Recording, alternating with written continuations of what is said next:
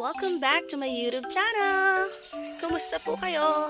Pasensya kung matagal-tagal na po akong hindi nakakapag-upload kasi medyo busy po tayo sa trabaho. Busy po ang DJ po ninyo. For today's video, ang gagawin po natin is meron kaming bloodletting program sa company. So yan, isa tayo sa nag-yes para doon sa bloodletting. So magdo-donate po ang DJ ninyo.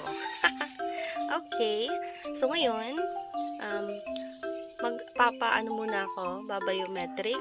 Ayan, ta-time in po muna tayo at 6:53. At saka at the same time, maglalogbook po tayo para secure yung biometric natin.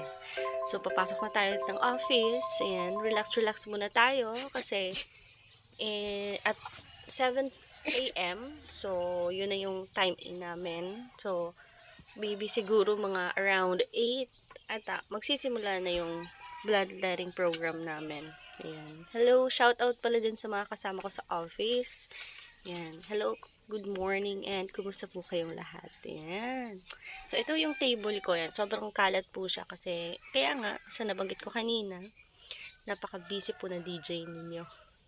Ayan. So, mag-fill up po tayo ngayon ng fill up tayo ng forms para doon sa bibigay natin mamaya sa mga staff in kay Doc. Ayan.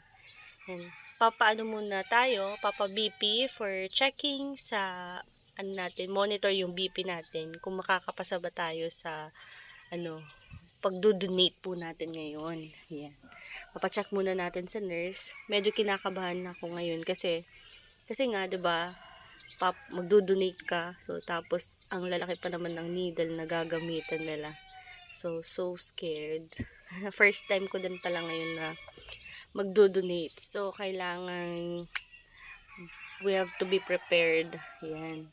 So, sabi ni Ma'am Nurse, susulat natin yung binigay niya sa akin ngayon yung yung BP ko, tsaka yung ilang kilos ako. Nakalagay dito 70 kilos. But anyway, nasa 69 po talaga ako. 70 lang siya kasi nga, suot ko yung safety shoes. Yung BP ko pala ngayon is 110/70.